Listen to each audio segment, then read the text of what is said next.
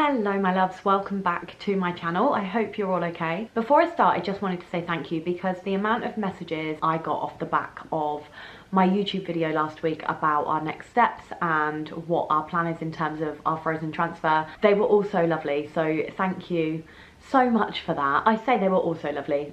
95% of them were lovely. If you follow me on Instagram, you'll see I got a little bit of stick for saying that I was only doing one transfer, which has quite honestly blown my mind, but whatever, here we are. 95% of the messages were so lovely, so thank you so much for all of your support with this. I really appreciate it, and I also really appreciate that so many of you are completely understanding of the fact that we're not going to be sharing in real time and all things like that, so thank you very much. One of the biggest questions I've got is about the price difference between CRGH and the Evewell, and that some of you have been looking at CRGH and have seen the prices on the website and can't see how it's working out so expensive. And I think in general the cost of IVF is a big question and people don't really know where these prices come from. So I thought today, Bruce, please stop licking the sofa, everybody can hear you, thank you. Yeah, I still think it's quite a bit of an unknown territory when you're going in. People also have sent me messages saying that they were under the impression that the Evewell was quite an expensive clinic. So again, how is it working out so much different? Now, I am going to caveat this by saying that the Evewell are not the cheapest clinic in the world, but they're not the most expensive either. They are somewhere that I think are one of the slightly more expensive ones, but not quite that top tier level. We had created a spreadsheet, so when we were looking at where we were going to move our clinics, we created a spreadsheet and compared CRGH to numerous different clinics and how that was going to work out. So I'm going to talk you through that spreadsheet today, the overall prices for each, how we came to the price for CRGH and how we came to the price for the Evewell. Now, I think it's really important to mention that this is kind of, it's representative, it's an example, it's an estimate. There is obviously room for this to change, whether or not that's slightly more expensive or slightly cheaper. A lot of the time when you're going into IVF, they have the prices on the website and they appear competitive, but when you actually then get into the nitty-gritty of it, once you've had your consultation, annoyingly in this country you have to pay for a consultation before you then get your protocol, etc, and know exactly how much it's going to cost. It's one of my biggest pet peeves, but it's the way that it is. Some clinics, for example, will insist on a certain amount of progesterone, or some clinics like you to have things like an endometrial scratch or embryo glue or certain other tests, different add-ons, or maybe they insist on time lapse and they have certain policies that they believe give the best outcomes, so things like assisted hatching. So it all comes down to kind of the add-ons, the cost of your medication, and another thing that I think people quite often neglect to include in the total costing is the cost of pregnancy care.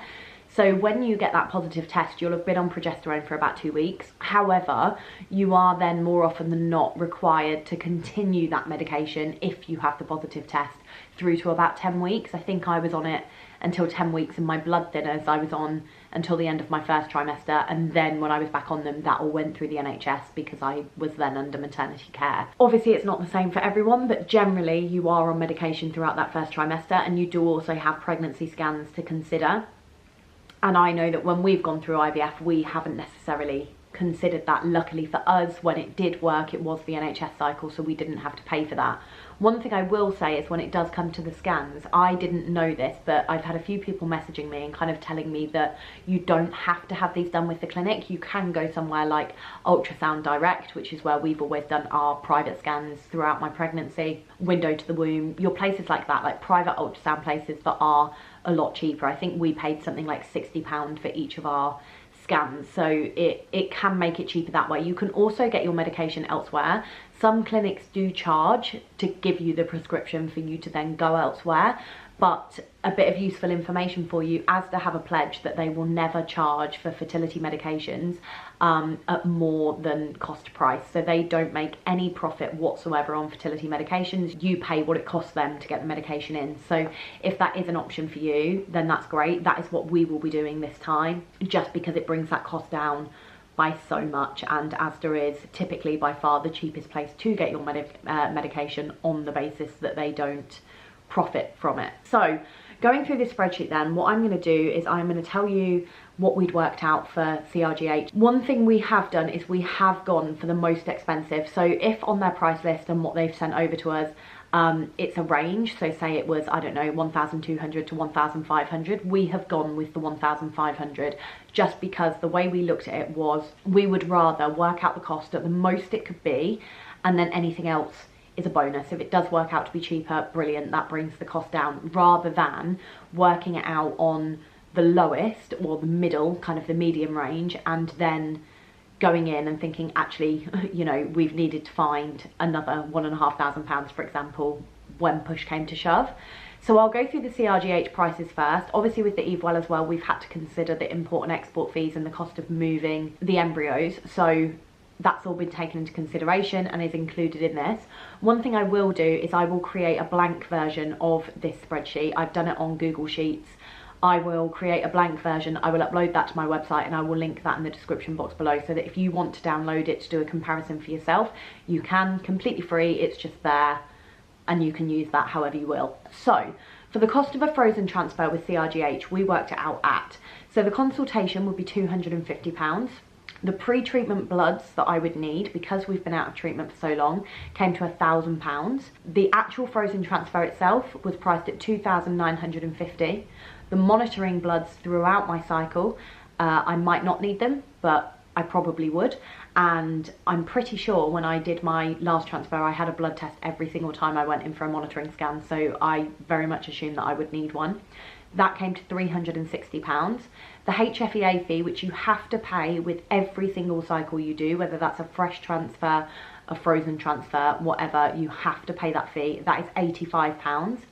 Then the medication, again, this was a range, but we went with the highest one. I was also on a lot of medication the first time round, so I imagine they would do that again.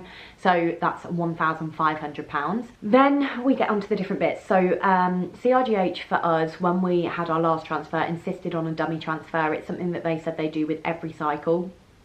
So this is one of those that is, you know, a non-negotiable for certain clinics. That's £500. The endometrial scratch is an option, but it's something that I had last time, and therefore it is something that I want to do again. This, I can't remember whether or not they insisted on it, I don't know, but either way, that's £600 with CRGH.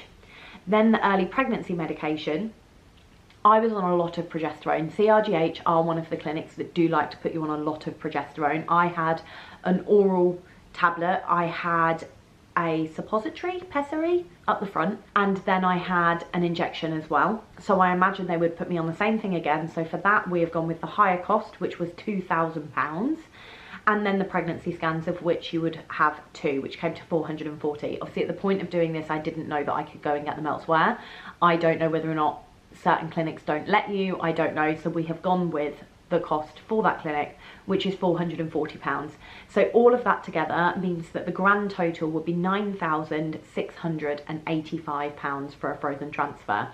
Obviously, like I say, that is the higher end. That is based on not changing anything. That's based on it being the absolute top whack that I would need for each individual thing. But speaking to people on Instagram who have been with CRGH as well, who have had frozen transfers, this comes up really, really similar to what they have said. Most people have come to me and said that they have spent between £8,000, I think, £8,000 and about £11,000. So there were some that did it cheaper, perhaps they had a natural cycle, I don't know, but the majority of people were telling me that this sounds very, very similar to what they had. Some people did actually screenshot their invoices and send them over to me so I could see where all the different costs had come in, but the total for CRGH came to £9,685, which I'm sure you can imagine shocked me. It's an awful lot of money and is similar, is more than actually than what we paid for a fresh transfer elsewhere, so that is wild to me. So then we'll get onto the Evewell. So the Evewell, I've had to separate these things into 3 costs because I don't know exactly how much each individual thing costs. So when these tests that I'm having now, I know that my AMH came to 139, but what they actually did was told me the full cost of the consultation, AMH, and the fertility scan that I need to have, which came to £579. So I've done it as the consultation at £250, AMH at £139, and the fertility scan at £190. That might vary, but the overall for all 3 of those are £579. I then have the blood tests during the actual frozen transfer, which are £300. Again, that's the top range, depends how often I need them, but I've put £300. And then the actual cost of the frozen transfer itself is £2,350. The medication, they estimate at between £400 and £800, so £800 there. And then the HFEA fee, which is £85. The pregnancy medication, £600. Again, that's the top end. And then I have put additional pregnancy medication. So that is the weeks following, where I may not be on as much and I'm weaning off the progesterone, but the first trimester, I have put that at £600 because again, we will be going to Asda to get that. That cost wasn't on my sample costing sheet, so that's not something I can say with 100% confidence. It might be slightly more. But even if it is slightly more, even if it's £400 more, the difference is still astronomical. So the overall difference, I mean. So the additional pregnancy medication there, I've put £600 because that is based on my friend who has also gone through the Evewell and is pregnant, did have a successful cycle, and what hers has cost up to this point. The endometrial scratch, again, I don't know if that's something that the Evewell do. That's not something I was able to find on their costing medication. It's a conversation that we will have at our consultation. So I have gone with the same cost there as CRGH, so I have put that down as £600. I imagine it will be slightly cheaper, but I have put it down as £600 either way. We then have the whole process of moving the embryos, which is going to cost money. We are thinking of moving them ourselves, but we haven't made that decision yet. So the export fee, so this is the fee that we have to pay to CRGH to move our embryos. It doesn't matter how we move them, this is their export fee, effectively an admin fee and the fee for the embryologist preparing the embryos to be moved. That is £350. We then have the cost from the Evewell, the import fee, which is £250. And then we have the cost of moving them. So again, we might do this ourselves, which might bring the cost down, but the courier has quoted us £200.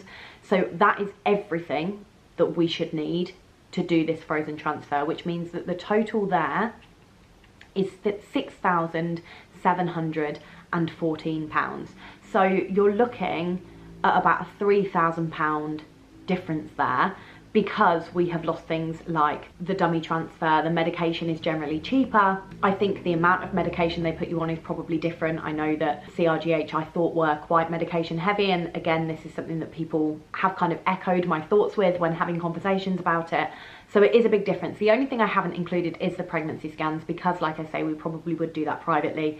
And I know that you can do that with the Evewell, whereas I don't know whether you can do that with CRGH. But even if we were to add that on top and price it at the same as the £440 that we've got from CRGH, that would still only bring the total up to just over £7,000, like 7,154 or something like that, which is more than the average frozen transfer. Don't get me wrong, it's a lot of money. If we were to go to somewhere like Care, it would have been a bit cheaper. Again, the courier costs would have been a bit more there because it's further for them to go, etc. We were still looking at around £6,000 no matter where we moved the embryos to, because of the cost of moving them, etc. So although it is a more expensive frozen transfer, you can see that there is a kind of £2,000 to £2,500, well, anything from kind of £2,500 to £3,000 difference there, which is a lot of money.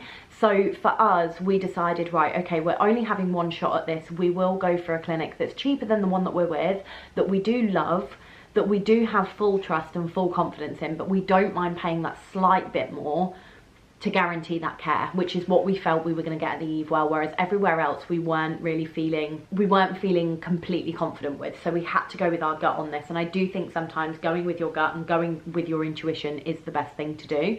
So as you can see, that is a significant price difference, and like I say, the Evewell is still coming up more expensive than other clinics would, but we have our reasonings for going with them, and at the end of the day it's still £2,500 cheaper on the basis that we've gone with the most expensive option for everything. And the things that I didn't have a price for, I went with CRGH prices for. I am still fairly confident that it is going to cost less than that. We will see, but hopefully it's not going to cost any more than that, so we will see. But we do have our consultation in a couple of weeks where we will then get our treatment protocol. We will have more of an idea how much that's going to cost. I can then start looking at how much the medication is going to cost through Asda, etc, etc. I can ask all my questions about what I can get done elsewhere if it's cheaper. A lot of people were saying about blood tests being done outside of the Evewell, why didn't I do that? Why didn't I try and get them done at my GP to bring that cost down? The NHS generally don't do AMH tests. I had an absolute mare trying to get them done the last time. They told me that they could do it, and then when I got there they said, we don't do this blood test, you can't have that done. I then had to pay to have that done privately anyway, so I decided that for peace of mind, really, I just wanted everything done under one roof. I've also done it through Medichecks before, which is where you kind of prick your finger and you take it that way, send it off, and then they send you your results back. And as much as that's a really great option, again, because it's our final go, I just wanted to make sure that everything was done really accurately. I didn't want to risk anything, and so it just made sense for me to do everything under one roof for that absolute peace of mind. But like I say, I will put that costing sheet, I will put a blank costing sheet in the description box for you so that you are able to download that and do that yourself if you are looking at comparing clinics for a frozen transfer. But generally I'm quite happy with that price difference. I do think it's a significant price difference. It surprised me. I'm sure that it will surprise many of you. And yes, like I say, while the Evewell are a more expensive clinic, CRGH just seemed to take it to another level. So this made sense to us, and for this one we are going with our guts. So I hope that was helpful. I am going to film a Q&A in the coming weeks, so if you do have any questions, pop them in the comments, and then I will put a box up on Instagram as well. But in the meantime, if you have got a burning question that you don't want to forget, then do please put it in the comments. Do also please make sure that you subscribe to the channel, like this video if it was helpful. It's really, really helpful for me as a creator, as it were, if you do that, and help my videos be seen and all the rest of it. I really love doing this, so yeah, thank you if you already have, and I will see you next week for another video. Have a good week.